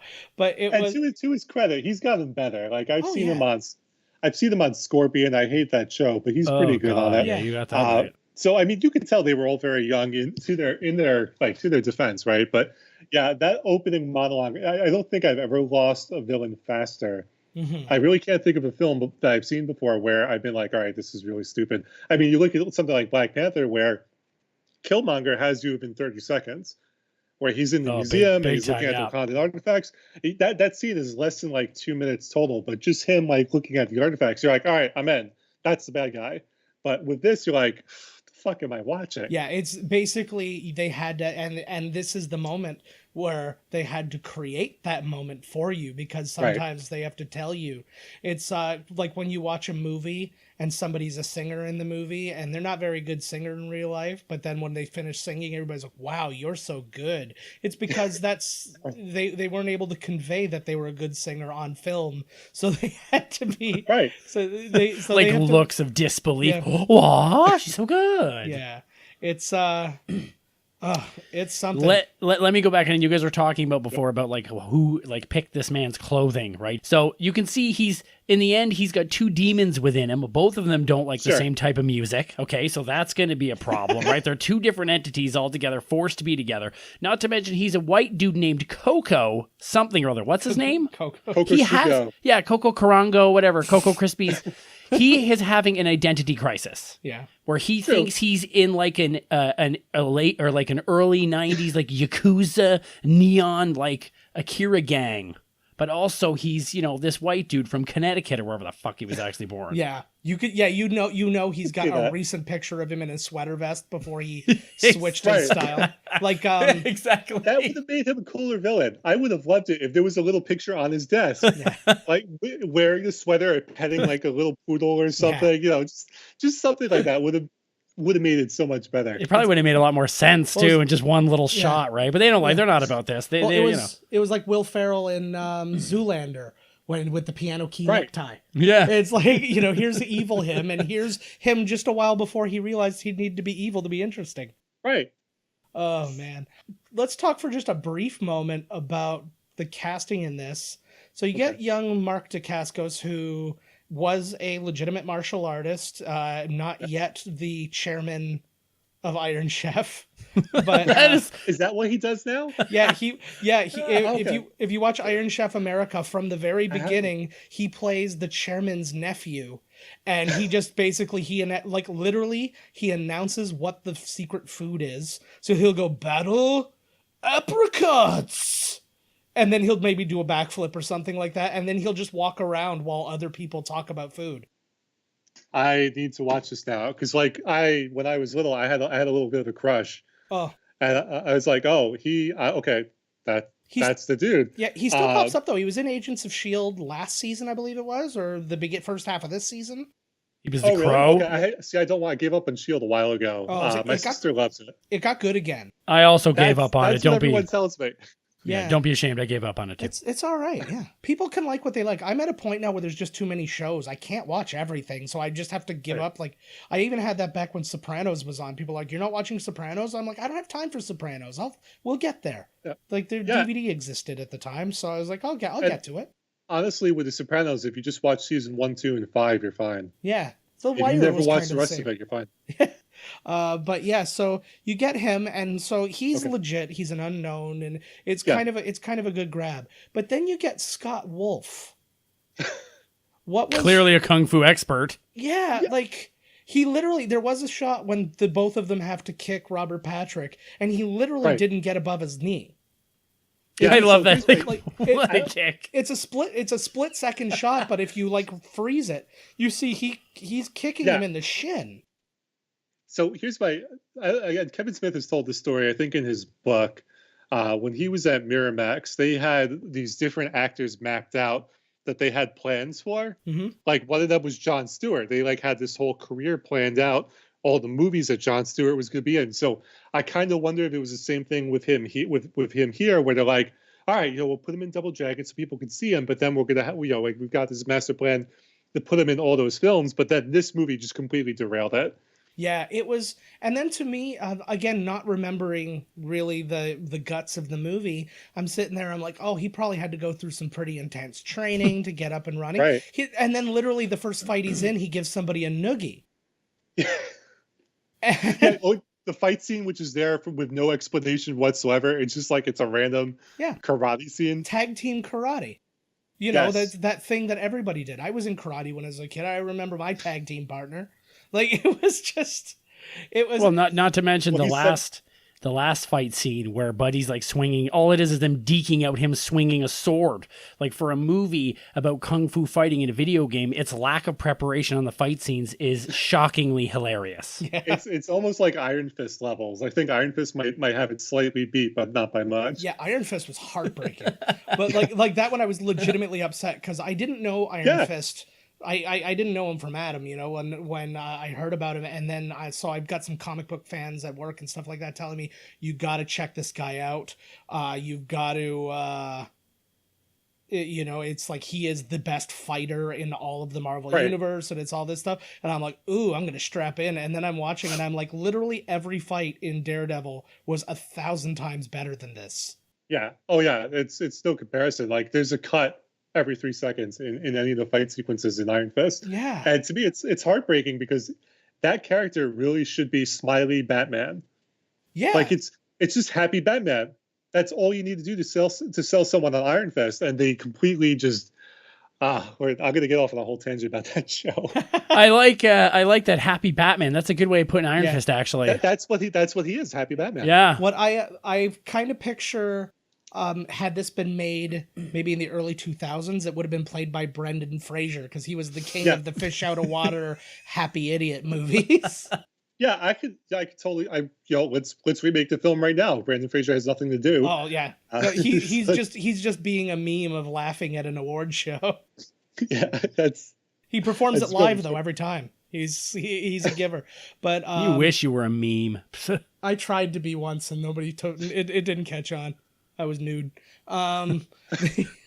But yeah, it's so we get through all that. We learn the mystery of all this, and then we learn about the amulets, and then we find out that this random girl who's the Lee brothers, let's say stepmom, like Yeah. like They foster didn't mom. really tell you. So yeah, that- it's we don't know who she is, but I honestly thought, I'm like, is she one of their girlfriends or is she like their sister or something? Because she doesn't look like she's different age, and then they just randomly bring up it's the scene when they're like under the care of, and then they say Satoru or whatever, and I'm like, what? Like she's maybe 6 months older than them. Like Yeah. you look them up on IMDb, and she's considerably older than them. It's just a matter of aging well, I guess. But they needed to have some conversation where it's like, when I took you guys in and blah blah blah. It's very vague. What they do say, like they mentioned very briefly, like she's the only one there for us, but that's it. Yeah, no. So when I first watched the film, I took it as when I first rewatched it. I took it as more like a Mikasa and Eren Yeager thing. Like Okay. I didn't put two because Mikasa isn't that much older than Eren. So when I first saw them together, I was thinking, okay, maybe that's sort of like older sister protecting. But then, yeah, then they go into this whole, I've been looking at it for you since you were children. It's like, what? Yeah. And they never stop to explain it. And then she's there to dump exposition. Yeah. Like She's that character immortal. serves no other purpose. Well, it's until she dies. Yeah, she's immortal Yeah, until she right. dies viciously. But yeah, she like it was. There's just so many things I couldn't make heads or tails of, and then you get this Abobo guy, and at first he felt really shoehorned in. Yeah. Just as because they've got these weird gangs and whatever. And again, you nailed it right on the head when you said Mad Max. I was like, those guys were the Mohawks were 100% from Mad Max. But that's why I wrote in my. I was like, okay, was everyone that was fired from the set of Mad Max hired for this film? Because that's what I thought. That's what it looked like initially. Because yeah, Abobo. I mean, so okay. Here's the crazy thing: is like, Satori is the only one that dies. She is the only death in the film, which to me is also sort of incredible when you think about it. Abobo is just sort of there. And he has more character than Alyssa Milano. Like he actually has growth. Where there's that scene where he's looking in the mirror and crying, which to me is probably what the screenwriters did What a scene. when they saw. That was a very Street Fighter moment to me too. That reminded me very much of when Blanca is aware of himself for the first time after becoming the monster. And the only problem was then at least he had a friend who was like willing to kill him at the first go. He's like literally like he's like, I'll take care of you, and puts a gun to his head and like your best friend. That's a good friend. That's what I'll Yeah. ask of you tonight. Oh, if you look a little green just from illness, I'm gonna put a bullet in He's your been head. waiting for a long time. You know when you guys said that they added more farts and stuff? That scene, that crying scene of that big bastard right there, as they were like, this might win an award. We cannot allow that. Add 50% more farts. Yeah. I could see someone just be like, "That's the Oscar moment." Yep. That right there, just in the penis head costume and blubbering and farting. Shit just got real, man. They're like, look at this blubbery penis. Oh my god. Hey, if Shape of Water can win an Academy Award, Yeah. Good. Yeah, damn good point. Yeah. Exactly. That should be actually the name of a new like a pub, the blubbery penis. You know, I think it I'm could be sure- like a firkin. That sounds like a franchise to me, boys. Let's get on this. Yeah. Don't forget the blubbery penis. Yeah, we'll get back to that when all our big podcast money runs out. Yeah, exactly. But and then so I mean we get to the end of the movie. We have the weird battle of it, and that was something I found too. Just getting to the end of the movie, it felt very. You had the beginning of the movie, then the end of the movie. I didn't find really a middle of this movie. yeah, no, they go from one thing to another, high fiving each other weirdly. Yeah, because I was sitting there, and I'm honestly, because I was doing some little research on the side and stuff like that, and I'm just sitting there, and all of a sudden it went from okay, Satoru's dead. Like to me, that's the end of Act 1, or should be the end of Act 1, and like only moments later they're like, now it's time to take the fight, and then you're all of a sudden in Act 3. Like Act 2 was a minute and a quarter, like. But we get there, and Alyssa Milano has unleashed her Foot Clan. Right. Yeah. Which has kids, and apparently they have weapons trading. Yeah. So I would really like to know what is going on there. Like, is she teaching these children how to sword fight to murder people, or is she teaching them to take back the streets? Like, what? I wish that there was that kind of moment where it's like, hey, this is what this group does, and this is why they're here. They just seem like a bunch of extras that pop up to fill space. Yeah, her intro is kind of just a reminder that her intentions are good. I'm probably because they were hoping nobody was going to question later on. I think they should have made it kind of a Lost Boys kind of thing where the kids didn't get any hardcore violence. Like they were just like, kneeling behind the bad guys and pushing them over and things like that. Like keep it simple with them. That would have been a much better movie. Yeah, but that's what we're doing right now. We're brainstorming, and I'll send this off to the studios, and hopefully we'll get another one going. I'll see you in Hollywood, my friend. But Dear Paul Dini, yeah. You remember that film you wrote 25 years ago? Yeah. He'll be like, that's the only thing I think about. I'm on board. Yeah, exactly. He's like, Batman Beyond. Nobody really knows, but it's Jimmy Lee from Double Dragon under that mask. That's right. But he is but so we get to this point, and then you have this battle, and like we've talked about already, him splitting off into the other characters, and then you get the possession of Right. Jimmy Lee. So you get it a couple of times because he also possesses Robert Patrick also possesses Satoru. I'm not saying Kokoshugo, you can't make me. But he possesses Satoru earlier and then possesses him again, and then you get the wonderful front flip off of the ledge, and then the back flip off of the ledge, then the front flip back on the ledge, which is the ledge. Clearly not backwards. Yeah, not at all. It was not a reverse thing at all. But what's that? But what's funny though is that did you guys see Rampage just recently? I have not checked that one out. No. I kind of wonder. It's better than everyone thinks it would. It's better than it has any right to be. Nice. I will say that. That seems to be the general consensus. But I found Double Dragon might have started the trend of having the arcade machine somewhere prominent in the film. Oh, really? Because I don't think they do that in Street Fighter or even Mortal Kombat when that came out. Like, I think this is the first one where clearly the video game, the arcade game is behind Robert Patrick, and you see it. Oh yeah. Like it's just, and they do that later in Rampage, where the Rampage arcade machine is in the office. Oh really? Of the company. Yeah. So I'm kind of wondering if that is the moment that trend started of, hey, we're acknowledging where this came from. I think that that might literally be them telling like people who would be a little otherwise ignorant, hey, this was a video game. Because I know a lot of people, and I've heard other podcasts where people didn't know Mortal Kombat was a video game when they went into watching it. This is the minority of people, but I couldn't imagine watching one of these movies not knowing it was a video game, because when you came out, you'd be like, what kind of insanity is this? To the Street Fighter credit, though, they didn't have the video game, but his joystick thing that he uses to try and stop Guile on the boat, it is the panel from the game, but yeah, the actual physical game itself isn't in there. Can I tell you, like, this is a tangent, but they just announced that Jake Gyllenhaal might play Mysterio, and I'm convinced if Raul Julia was still alive, there is no other person for that role but him. Oh, like, man. He would just be fantastic as Mysterio. Like, to me, if I was fantasy casting it, he was that. Yeah, that's cool. He's not a guy I know a ton about. I've seen some of the old cartoons and stuff like that. Mysterio's the guy with the big orb on his head, right? Yeah. Yes. Yeah. And he's like I kind of like him because I was sitting there, I'm like, isn't he a little too crazy even for a Marvel movie? But then I started hearing, he's like a special effects guy and stuff. I'm like, oh no, that kind of lines up.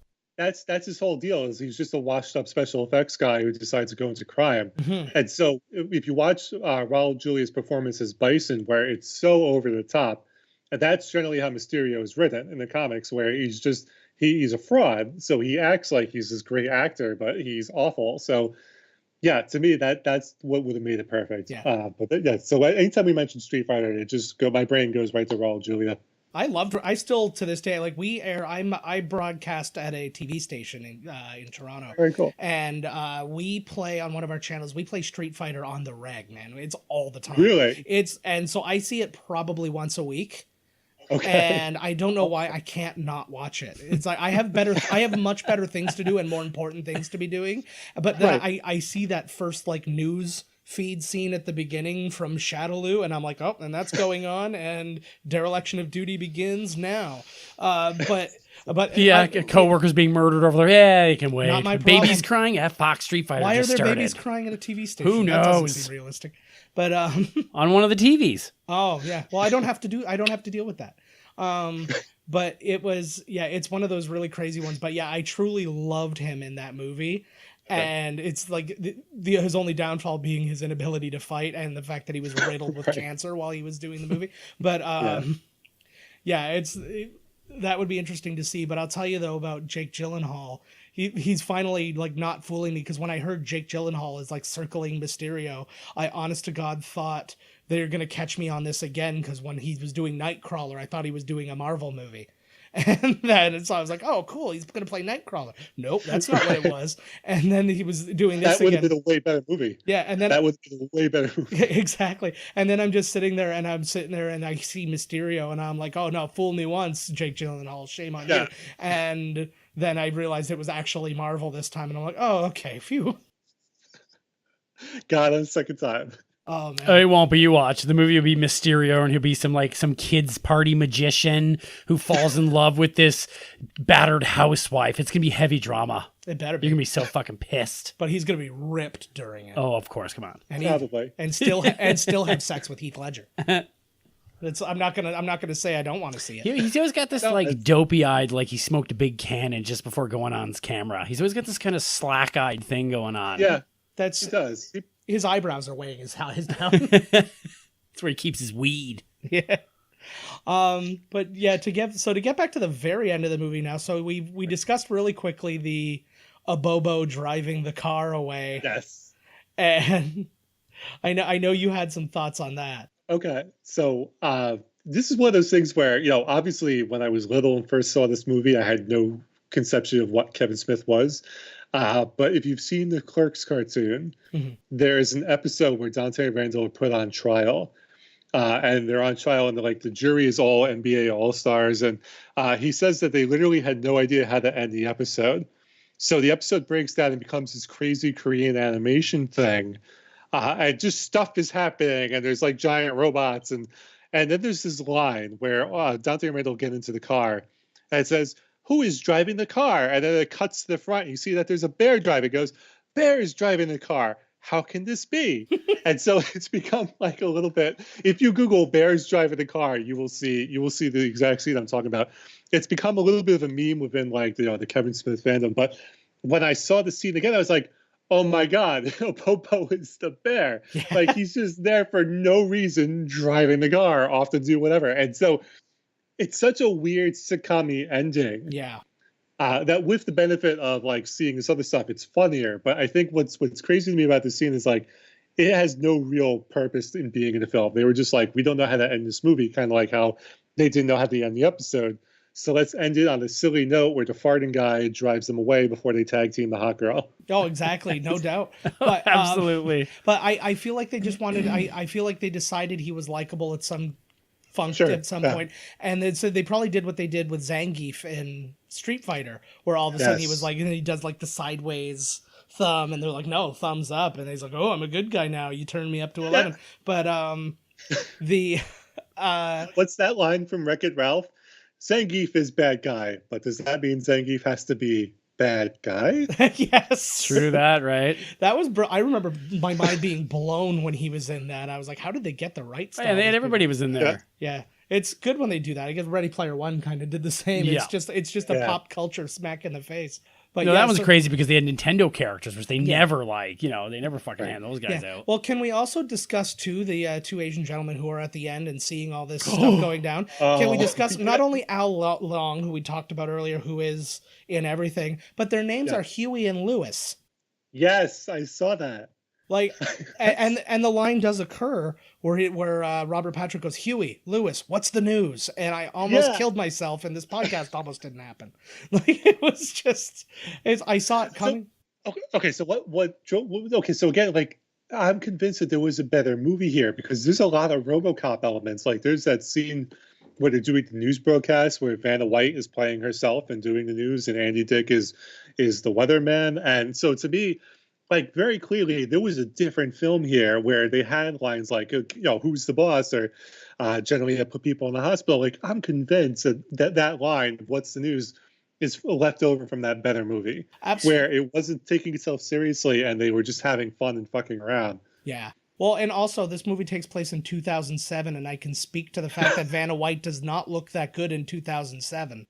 Right. She actually looks better in 2017. I think as beautiful now as she was then. So yeah, well, she looks great. She's aged well, but then you can also then put Andy Dick up against that same barometer, and he's not going to come out so clean. No, that's very true.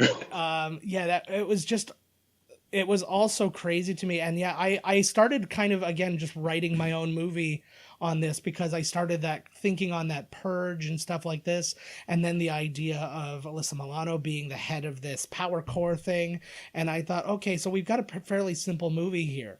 You get the main bad guy, the head of all these gangs and stuff like that, orders the girl to be killed who's like the head of Right. the power core, like cut the head off the snake kind of thing. And Billy's got a thing for her. She gets kidnapped or hurt or whatever. And then they go out to try and end everything. And that becomes more like the game too, where it's just, okay, Exactly. the bad thing has happened. And now to make the good thing happen, we just have to fight a bunch of people to get to the end. But they never did that. They just kind of like, oh yeah, by the way, I'm here and I'm doing this thing. I'll see you later. And it's like, cause I'll come up again, but not the way you think. Yeah, no, I think that's exactly right. I mean, very clearly, I think that the actors were sort of like, they know that this is going to be the shits, and so they just went to business for themselves. And so I'm convinced that they did, at one point were probably just making stuff up on the fly and then shoehorning it into what should have been a very, very simple, uncomplicated film. I mean, yeah, the video game's plot is that the bad guy punches Marianne in the gut, slings her over her shoulder, and then walks away. Yeah. And then that's it. And then you're just chasing them. It's a side scroller where you're just chasing them through the streets. Yeah, I just feel like with this film, there's so much going on. I really want to know. Like, I really want Paul Dini to do the sit down interview with me, where we talk about this film and what went wrong. And I don't think he's going to do it, but I keep trying. I will. I tell you, I will buy 50 copies of that book if you get all if you get all the things together that you want to get together to make this book. I will buy all the copies in Canada, Okay. and then just give them out like Robin Hood. Like, everybody must know. Right. It's the sheer idea of, can we make it a thing, and at the same time explaining what the hell happened. I don't think. So let me ask you guys something. Like, so I got into this argument on Twitter, which is where all arguments take place. Double Dragon is the worst reviewed video game film.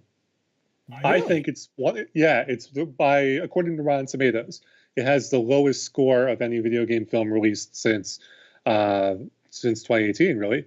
And so I'm of the belief that would make it the worst video game film. Do you guys agree with that, or do you think there's something that's worse? Doom. There. Okay. Doom. You talking about hell? Doom was a hell. Oh my god. I agree. Doom was worse. Mario Brothers is way worse. Super Mario Brothers is worse because it doesn't even it barely acknowledges the fact that it is Mario Brothers. Right. And it's like Fair. like other than like Goombas don't look like Goombas.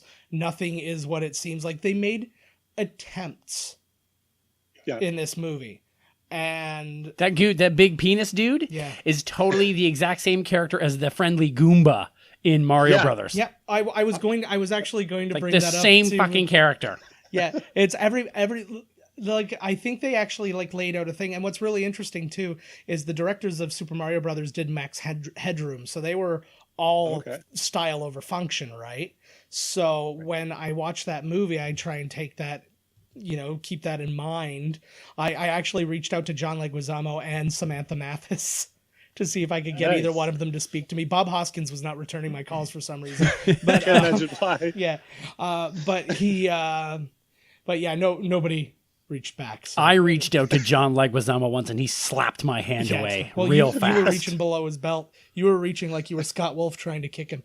But it was. So, I mean, that one was crazy because it's like it didn't even make an effort to be the movie it was. It's like if you buy the rights to Lord of the Rings and then said, oh, good, now that I have the rights to this famous name, I'm going to make something completely different. It's going to be about, racism in LA in the 60s and pornography. Like, it might as well have been the same thing to me. It was just like they slapped in just enough to make some toys that would remind people of the video game.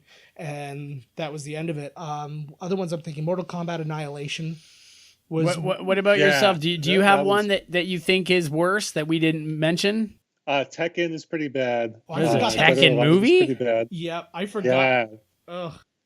There is a Tekken film, and it's just as bad as you think it is. I think, Annihilation was the one that I was the most disappointed with, that I really was looking forward to the sequel, because I loved Mortal Kombat because I was the appropriate age when it came out. I was little and I was like, this is awesome, and they're ripping off each other's heads. Yeah. What?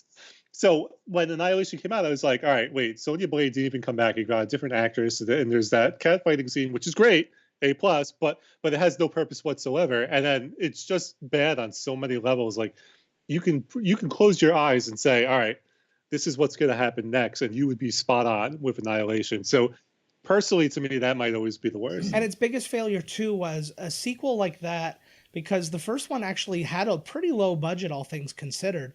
Right. It had the opportunity now, okay, now we've made money with it and we can bolster that budget and we can learn from the mistakes. And Right. they didn't. They made did more none of that. mistakes. And it was, it was like things like, like Goro in Mortal Kombat was really weak.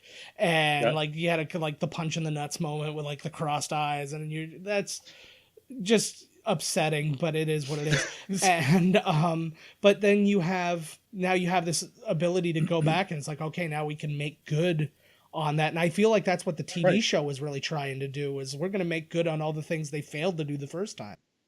Yeah, I agree. I think that they just went so overboard with there's stuff in that second movie that serves absolutely zero purpose. That's just like the cyborg ninjas are there for no reason, and it goes completely unexplained other than, oh hey, there they are. It's like, wait, what?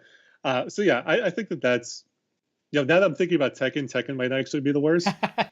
But I haven't seen the Yui Ball film, so I know that those are meant to be pretty bad. In the Name of the King. I won't put it in the episode, but I'll just pitch it here. Okay. Watch the How Did This Get Made episode of In the Name of the King. It's very funny, and they talk specifically about how Yui Boll like threatens to fight people, like people who give him bad reviews. Yes, I've seen that. He's just insane, and that's something. But yeah, I feel like though this was the era that really kind of soured people on video game movies for a long time. Like Nintendo was out. They were actually in pre-production for Metroid when this movie came out, or when Super Mario came out, and then they just scrapped it. They're like, you know what? Forget it. These can't. It's only recently that they're getting back into it. It's only like this year that they very slowly have said, you know what?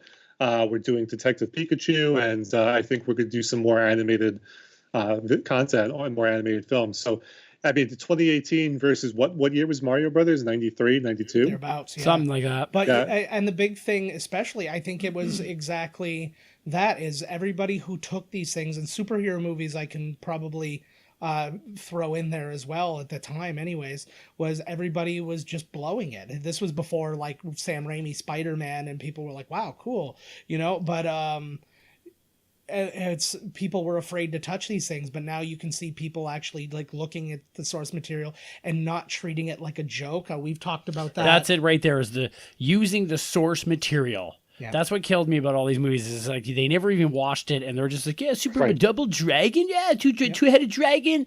He falls out with his old lady. You know what I mean? And it's just all these guys who never even played the game or care making the movie. Well, I mean, we still kind of see it today with some comic book movies. I mean, we still had Halle Berry's Catwoman. Yeah. Oh, what a which gem. was Catwoman in name only. I think it was not until Iron Man where you're like, oh, okay, they're actually, well, even then, because the Incredible Hulk came out and was like this weird mismatch of things. But it wasn't really until the Marvel films where people were like, okay, we're going to take the superhero film seriously as well. So I kind of wonder, now, I mean, I didn't see Assassin's Creed, so I can't speak to it, but no. I wonder if now did it follow it? No, I didn't. Yeah, I didn't see it. I was kind of in that same space. I didn't step foot even near the theater when Assassin's Creed came. Yeah, like, fuck that. He went and saw no movies just to be safe. Woo. He didn't want to accidentally follow. Or like when you're in a theater and you can kind of hear the other movie next to you before yours starts, I would kill myself. Yeah. I didn't. It was one of those things because I didn't know the world, and Warcraft would probably be another one that would fall under that. I didn't know the game, so I was like, okay, I'm already going in a disadvantage. So then if it's not a million times better than what the game is, I couldn't possibly like it. So I'm like, I'll find it someday when it's on TV or something. Yeah, Final Fantasy Spirits Within. Yeah, was another one that to me was very, because that was coming off of Final Fantasy VII. Mm-hmm. And the explosion pop. So I went into the theater thinking, okay, you just told a great story. Just do that. And then you got this movie that has nothing to do with anything. Like that movie just, it's irrelevant. It's like something that they just made and slapped the Final Fantasy name on it. It wasn't until Advent Children came out that you're like, okay, this is a decent video game film. Yeah, I get it. Final Fantasy wasn't something I knew. I saw Spirits Within, and he's correct. It was like, what the shit? Well, and it has nothing to do with anything. Yeah, it's just Final Fantasy. It's kind of like Halloween 3. Yeah. Right. The only reason I went and saw Final Fantasy Spirits Within was because it looked so it looked so advanced for an animated movie. It did. And I was like, well, I got to go check that out. Like, and I didn't know anything. And then literally I walked out, like, they might as well have not even put the audio up because it didn't make any difference to me. It was like watching an episode of Baywatch. I'm like, oh, there was a plot or something? Great. Yeah, but it's crazy to me that it also goes the other way. Like, we had video games that were based on films that were awful. Yeah. Like, I remember having that some of them were great. Like Aladdin for the Sega Genesis is considered a classic. Sweet game. But then you've got Wayne's World for the Super Nintendo, which has got to be one of the most god-awful things ever invented. Hudson Hawk for Nintendo is very up there too. So it matches the movie then. Yes. Oh, that's good. Yep. Well, they always did that thing where it's like it's a movie without action conflict that we're going to give you a video game, and it's like, oh, what are you going to do? I'm going to jump up and collect CDs. Oh, does that happen in the movie? No, not at all. But got to put out something. It's like that Super Mario Brothers 2 thing where they just took a different game and threw Mario on top. I feel like that's what happens with these movie games. But you know what's crazy? So Double Dragon and Street Fighter are the only two that I can think of where they went and reskinned the game based on the movie. Yes. So like Street Fighter came out, and then they went and reskinned Street Fighter with the actors. Yep. And put it down in the arcade. And then they didn't reskin everyone for Double Dragon, but they did go and change the game around to match the movie. Yeah, but that's not something we've seen. Yeah, I could tell you though, in my research, they planned on reskinning them, and they scrapped the plans. Oh, really? Yeah, they had a thing, and they basically, the video game company came back to them and said they weren't going to be able to get it done on time because it was basically supposed to come out with the movie, and they didn't give them enough time to get it going. So they're like, we can't do it, and then they ended up doing they did like a fighting game in Japan and a couple of other things. There was a couple of iterations, but yeah, none of them were like the movie realistic. Right. Versions that like we saw in the Street Fighter one, or it's like looking like the Mortal Kombat game, essentially. Yeah. I don't know. Were there any other scenes or any other moments that we wanted to bring up? Yeah, there's that one weird scene where Robert Patrick kills one of the gang leaders just to establish that he's in charge of the gangs. And to me, I don't know about you guys, I just felt that was completely unnecessary. Like, he's the richest man in Los Angeles. He's clearly evil and in control of a lot of stuff. So why couldn't you just say, I'm in control of all the gangs? Like, did you really need that Mad Max moment? I'm going to kill this guy on my evil shadow power, my lame shadow power. It did nothing for me. Yeah. Well, no, it shows you. Well, yeah, he had to, because you got to show them. I'm not fucking around. He probably hadn't killed somebody in front of his dudes in a while. Yeah, they're getting a little lax. They're taking longer breaks than they should. And he's like, "Bam! I just killed this guy." And now, remember, I'm the fucking Shadow Man. I understood the intention, but yeah, it's exactly like you said. It didn't accomplish what it was trying. It didn't really accomplish it. It was really lackluster. It's literally just a shadow goes up to a giant dude who looked like he was the dude from The Hills Have Eyes.